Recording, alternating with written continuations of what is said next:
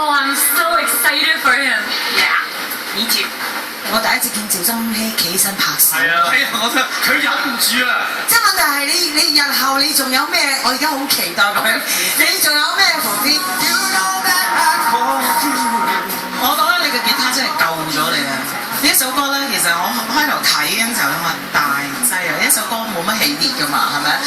你竟然係彈吉他同埋彈得好啊！咁呢個係好難得，同埋咧你一彈咧，我都唔使，我本來喺度聽，唔使睇。咁我已經跟住你去喐㗎啦。咁呢個係一個感染力，呢個係我覺得最成功嘅歌手嘅可以做到一樣嘢。我諗唔到啲咩可以彈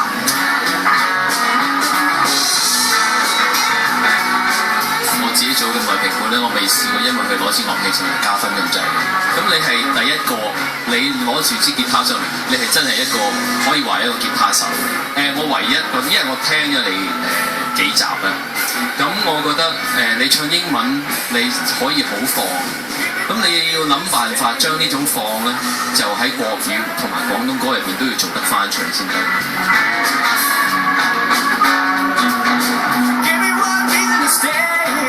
你不如去簽即係唱片公司啦，所以我俾個分好高分，好高分。唯一點解我爭一分冇俾你咧？因為我係事實上我係唔知聽到邊一度咧有粒音係走咗嘅。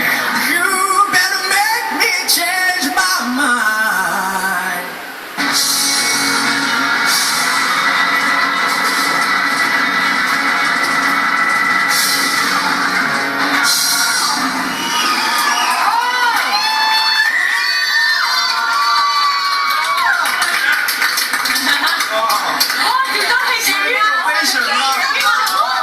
其實我覺得我今晚會被叮走㗎，我今日全日係有呢個感覺，唔知點解，但係意料之外。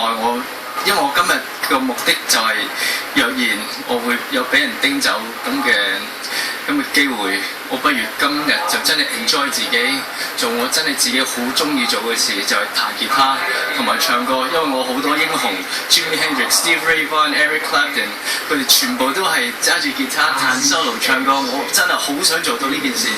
咁今日喺台度可以做到呢件事，我真係非常之滿心同埋開心，同埋攞到呢個分真係 it's crazy man， it's just crazy。